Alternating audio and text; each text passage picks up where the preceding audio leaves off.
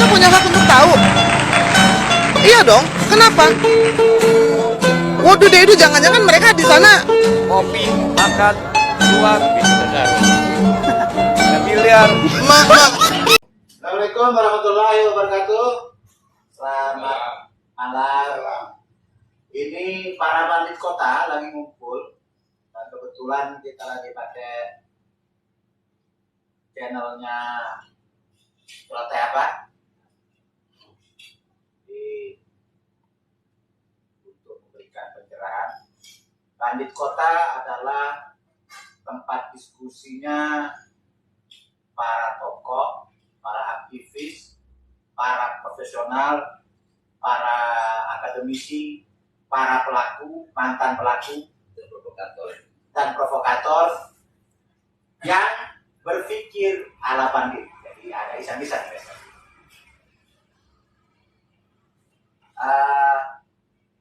Bersama dengan kita semua ada beberapa kawan-kawan. Ya inilah muka-mukanya. Muka-muka orang baik tapi otaknya cerdas. Berpikir ala bandit. Malam hari ini kita akan mendiskusikan peran intelijen dalam beberapa hal di situasi kebangsaan dan negara kita yang kayaknya banyak kebobolan. Tiba-tiba muncul Indramayu bergejolak, tiba-tiba muncul aliran sesat, tiba-tiba muncul banyaklah masalah-masalah. Langsung ini aja. Mau kita bahas apa tentang Apa? Coba ada ini langsung di prolog. ya enggak, bukan kan kemarin kita sudah bahas tentang itu apa namanya temporer itu namanya itu Artejo ya kan. Ada yang menarik yang harus kita bahas. Ada dua menteri yang tersangkut kasus BTS. Satu Johnny Jacket dan kedua Dito kan gitu. Dito ini kan fungsinya adalah sebagai orang yang berusaha untuk menutupi kasus ini supaya tidak alurnya. Nah, masalah kemudian pada saat dia dilantik jadi menteri, ini kasus naik dan nama dia di persidangan disebut sebagai orang yang mengantarkan 27 miliar, ya kan, ke Kejaksaan Agung. Pertanyaan kemudian, ketika kemarin di video saya katakan, ketika Dito ke sana itu apakah dia diperiksa atau Kejaksaan Agung mencoba bertanya kemana itu barang kan gitu kan? Itu kalau jobnya kan gitu kan artinya. Nah, tetapi yang harus kita lihat lebih detail. Siapa sih yang dirugikan dengan kasus BTS ini dengan terkaitnya Menpora Dito ini? Satu, bangsa Indonesia. Kedua, Presiden Republik kita Indonesia Pak Jokowi. Bagaimana nggak tercoreng, ya kan? Di mana-mana dari A sampai Z dari sejarah karam jada apapun yang dilakukan oleh seorang presiden pasti harus terlebih dahulu, ya kan, dilakukan screening, dibersihkan, gitu kan? Atau contoh dia mau ke kamar mandi pun WC-nya harus aman dulu. Nah, analogi yang bercuma adalah ini koruptor bisa jadi menteri, ini maklar kasus bisa jadi menteri. Bagaimana kalau dia seorang teroris? Bayangin, tiba-tiba seorang teroris dilantik jadi menteri dan pada saat rapat negara itu teroris datang menghadiri, lalu kemudian di badannya ada bom dan begitu presiden bilang rapat saya buka, meledak. Apa terjadi? Hancur nggak negara ini? Itu dengan asumsi kalau negaranya dan intelnya intel negara modern. Tapi bagaimana kalau sebagian yang menentukan, instrumen-instrumen yang menentukan dan menyeleksi setiap persoalan itu menjadi bagian dari permainan itu? Ya, makanya saya bilang hari ini bukan cuma masalah Dito itu menjadi atau dikaitkan dengan BTS, bukan. Tapi di sini ada hal yang mesti kita kritisi, ya kan, kewibawaan. Enggak, tunggu dulu. Ini kan kalau bicaranya memang terbukti. Ini kan kita asumsinya harus kita juga asumsi Iya, salah. Terbukti atau tidak terbukti proses buruk seorang menteri dikaitkan dengan proses hukum saat dia sebelum jadi menteri. Lalu gimana fungsi lembaga screeningnya? Oh, yang ingin kita bahas ini persoalan screeningnya. Iya, Atau iya. pada saat zaman Orba dulu itu kita kenalnya dengan Litsus. Betul, dia kan Nah, kan nggak mungkin ujuk-ujuk tadi saya bilang teroris jadi menteri. berarti hari ini tahapan itu kalau logika publik berarti menyatakan bisa jadi tidak ada Litsus itu. Ya memang nggak boleh ada Nggak boleh ada, ya. demokrasi nggak boleh ada. Nggak dulu pada saat kabinet Tapi kan rekam jejak itu kan nggak dulu pada saat Harus, Jokowi di yang pertama tetap masih ada dong. dia libatkan KPK. KPK. Setiap menteri harus ada proses yang dilalui oleh KPK dulu, diperiksa dan sebagainya. Nah ini kan nggak ada, makanya saya bingung dari mana entah beratanya muncul seorang Dito ini. Jadi begini, kalau begitu ya. Jadi kalau si ini ada dua. Yang tadi dipertanyakan adalah apa? Posisi Dito ini bukan pada saat baru presiden terpilih dan presiden mengangkat menteri. Sebelumnya kan? Nah, bukan itu. Dito adalah menggantikan posisi menteri, maksudnya ya. Tidak begini. Di kita di Republik ini, di Indonesia, itu suka tidak suka ada nama istilah jatah. Jadi ini jatah. Artinya, waktu dimasukkan, itu kan sudah ini jatahnya partai siapa? Yang diganti siapa? Yang kedua, kasus Dito ini terangkat setelah dia jadi menteri. Dan begitu ditelusuri, ini yang sekarang sangat debatable. Nah, kasus dia, supaya kita paham, bukan masalah diseleksi ya. Kalau diseleksi tadi benar. Kalau dari awal, seperti yang tadi di Bang bilang, Joni Plate terseleksi bersih, tapi begitu jadi menteri baru korupsi. Nah, kalau di Dito ini adalah pergantian. Nah, sedangkan masalah seleksi saat itu kan ada di kejaksaan. Tadi saya bilang, kalau tiba-tiba dia bukan koruptor, dia teroris gimana? Siapa yang mau disalahin? Pasti harus ada dong lembaga atau instrumen khusus dari sebuah negara yang kemudian mengetahui detail. Pertanyaannya kan begini, ada tidak ketentuan yang mengatur bahwa untuk jadi menteri itu tidak boleh begini, tidak boleh begitu. Oh, kalau itu ya itu demi wibawanya pemerintah itu bisa betul. Ini memang itu tugasnya ini. Saya sepakat dengan Bang Ade. Artinya di sini ini menunjukkan kayaknya kita hampir beberapa kali kecolongan kasus-kasus besar. Ya. Saya langsung strike lah. Siapa sih yang punya kewenangan? Saya pikir ada BIN, ada Intelkam, ya, ada BAIS, apalagi sebutin. Semua lembaga-lembaga negara, semua lembaga-lembaga yang punya kompetensi itu harusnya memberikan laporan lebih cermat di awal. Nah, early warning system itu, ya kan, atau sebagai bagian dari fungsi intelijen, itu kan end usernya adalah presiden. Iya, pertanyaannya kan bisa saja mereka sudah menyodorkan atau bisa saja sudah dimintakan, tapi memang kita tidak tahu kan. Nah, semuanya kan kembali ke presiden sebenarnya sebagai penentu akhir, ya gitu. Nah, yang kita tidak tahu atau kalau Pak Ade ada informasi misalnya, sudahkah misalnya presiden meminta rekomendasi dari instansi-instansi terkait atau sudahkah instansi terkait memberikan kalau saya betul, saya gini, selama untuk untuk kepentingan negara itu pihak intelijen itu tidak perlu diminta, mereka harus membantu presiden memberikan informasi. Iya dong, buat apa? Buat apa mereka digaji? Buat tidur? Ya, buat boya-boya. Pertanyaannya, jangan-jangan tinggal kita ini pakai AI. Ya, ini saya menduga ini ada upaya busuk di luar sistem yang berjalan untuk membuat wibawa pemerintahan Jokowi hancur. Menarik. Sudah. Memang ini menarik. Setelah otak Pandora ini terbuka, kita akhirnya berpikir soal latar belakang. Karena gimana pun BIN dibentuk negara ini kebutuhan satu, sebagai pusat media informasi baik kepentingan negara dan kepala negara. Ya, kalau memang media informasi satunya juga kecolongan, dan ini mempengaruhi kepada tim seleksi bagi perangkat negara untuk menentukan sikap dan pilihan presiden yang harusnya telah terkonfirmasi, terkondisikan keamanannya, ya, yang bersesuaian dengan masa depan marwah presiden.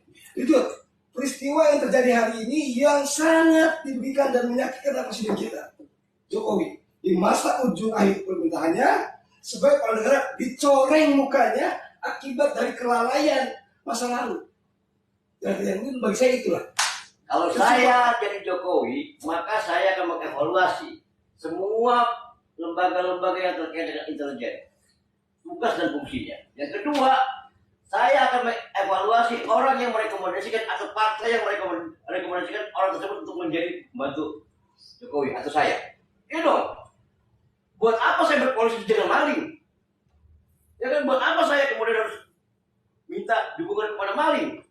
Ya nggak boleh begitu. Partai itu harus bertanggung jawab, bos. Nah, jadi kan begini, bangsa ini, demokrasi kita ini sekarang, kalau mau jujur lah ya, kan sudah terperangkap dengan praktek-praktek oligarki dan oligopolis. Iya, ya kan? Nah, praktek-praktek ini yang kemudian masuk dari semua pintu, mengkondisikan semua pintu.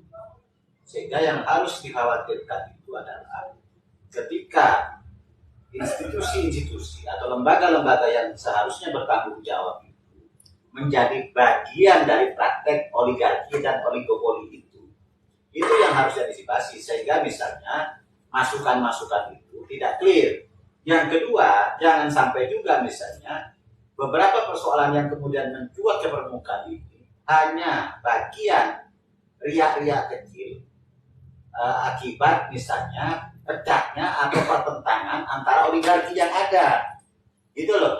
Sehingga kita hanya disajikan misalnya setiap ada kasus itu efek dari negosiasi antara para oligarki ini, ya gitu loh. Sehingga kalau selama misalnya praktek-praktek tertentu itu clear di antara para oligarki, maka dia tidak pernah muncul dan tidak pernah jadi persoalan. Nah, makanya sekarang kita mulai langsung pada poinnya. Ini jadi persoalan ketika seorang menteri dikaitkan, dibunyikan di dalam persidangan sebagai orang yang membawa titipan senilai 27 miliar. Harusnya dievaluasi ini menteri. Dari mana dia berasal, kenapa bisa masuk? Ya kan, nggak ujuk-ujuk aja. Makanya tadi saya bilang, ini baru presiden kasus korupsi. Bagaimana kalau Dito itu seorang teroris? Apa yang terjadi? Hari pertama dia pakai bom, masuk dalam ruang rapat bersama presiden, rapat kabinet, tiba-tiba meledak. Lah ya, kan begini. Pertama, soal kasus 27 miliar itu, ini kan masih asas praduga tidak bersalah. Bisa benar, bisa juga itu framing berita. Tapi yang pasti dan paling bagaimana framing berita? Orang sudah dikembalikan uangnya, berarti dugaan itu benar. Lah, dalam konteks operasi intelijen kan mungkin saja. Iya kan? Itu saya dalam konteks operasi intelijen itu kan mungkin saja tapi yang saya khawatirkan jangan sampai misalnya mencuatnya persoalan-persoalan itu kemudian ini akibat pecahnya atau masih proses negosiasi antara kelompok-kelompok oligarki yang sekarang lagi menguasai mencengkeram republik ini. Kalau saya begini, Pak. Saya justru berpikir lebih besar ya. Maaf, tidak ya. Jadi ini kenapa baru beberapa bulan itu langsung ada serangan begini? Baru dilatih udah bunyi. Iya.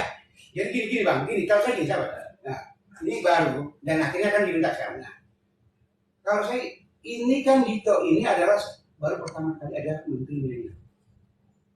Pemuda.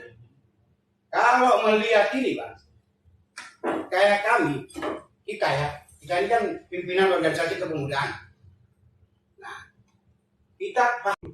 awal pertama kita dipecah. Saya itu melihatnya jauh gitu. Saya justru melihatnya demi seluruh Nusantara. Awal pertamanya kita dipecah kasus kita. Alasan bahwa ini buatan Orba. Padahal KMP tempat wadah berhimpunnya pemuda itu sudah menghasilkan orang-orang kita dipecah. Awal itu saat itu kita masih di internal. Begitu setelah kita bertahun-tahun ini kita melihat, oh ternyata ini pengembosan pemuda. Artinya apa sekarang? Pemuda kita tidak bisa bersatu. Ini barangkali ada green design besar di luar. Ya, bukan. Kenapa? Dito ini adalah wakil simbol pemuda. Kalau bicara masalah salah, benar. Ini sudah dari awal dia dituduh korupsi, ternyata pemberiannya itu sesudah penyelidikan. Nah, langsung dikaitkan bahwa itu uang sogokan. Nah, tiba-tiba ada pengembalian. Saya mau tanya logika. Apakah itu siapa bisa membuktikan bahwa itu dikembalikan? Tidak ada. Tahu-tahu ada uang ditaruh saja. Bisa saja itu bagian permainan. Pertanyaannya, ya kan? Itu kan kalau dari berita itu, uang yang dikumpulkan dari konsorsium dan Subkon itu kan sekitar 100 miliar dari 8 triliun. Itu sebenarnya kan persentasenya sangat kecil, ya kan? Padahal sementara kerugian negara ditaksir 8 triliun. Nah pertanyaannya, kelebihan yang 7 triliun 900 miliar itu siapa saja yang menikmati? Ini kan harus dibuka. Ya, kan tadi. Saya mengulang ya, Dito sebelum jadi menteri dia apa? Staf khusus seorang menteri. Lalu kemudian dia dikaitkan dengan tuduhan dia membawa titipan kepada Jaksa Agung agar kasusnya bisa meredam kasus lah. Nah, berarti siapa yang punya kepentingan di sana? Ya kan? Silakan penegak hukum yang murah itu. Kita nggak boleh nuduh, ya kan? Artinya kalau di situ setelah seperti pengakuan berarti benar asumsi yang beredar ini ada banyak partai yang menikmati aliran ini. Kan gitu satu. Nah yang kedua, ya kan, dengan didorongnya Dito sebagai menteri oleh siapa gitu ya, saya nggak boleh ngomong nih kan. Nah berarti ada dua hal, bisa jadi ini sekedar jahat untuk menghancurkan wibawa presiden, ya.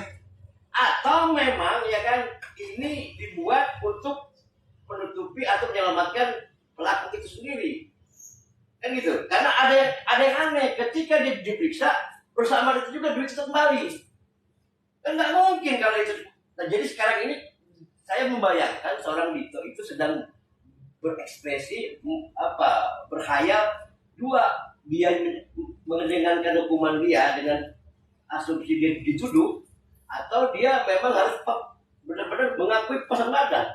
Karena ini di persidangan. Beda kalau asumsi di luar kayak kita kan ngobrolin. Saya mau tanya, sudah kira-kira yang duit dikembalikan sudah tahu belum kita? Atau siapa yang mengembalikan? Sudah atau belum? Kan itu pertanyaan. Sampai sekarang belum tahu. Magdir Ismail, kuasa hukum siapa Sigurniawan, itu menyatakan ya kan uang itu sudah dikembalikan.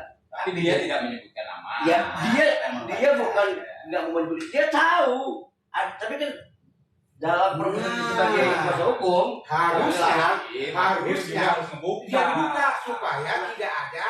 Jadi gini loh maksudnya, ketika Magdir itu ngebuka, maka praduga kita bahwa ini akan mencoreng kewibawaan presiden, ini juga menjadi terbukti. Sekarang kita nggak sana, dari kasus jangan nggak. Saya hanya bilang, ini ada upaya desain yang luar biasa membuat citra negara dan kepala negaranya hancur. Kalau jangan begini, ini dalam konteks perang intelijen ya, proxy war. Jangan-jangan ini kan Indonesia ini, terutama di Jokowi periode kedua ini kan banyak proyek yang besar-besar bernilai triliunan. Ya.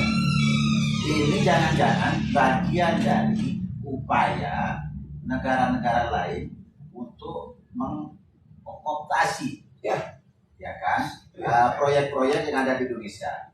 Nah, ini kan misalnya sementara ini proyek BTS ini kan ditanam.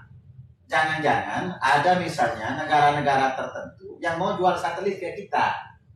Ah udahlah kalau pakai itu kan nanti digondol lagi.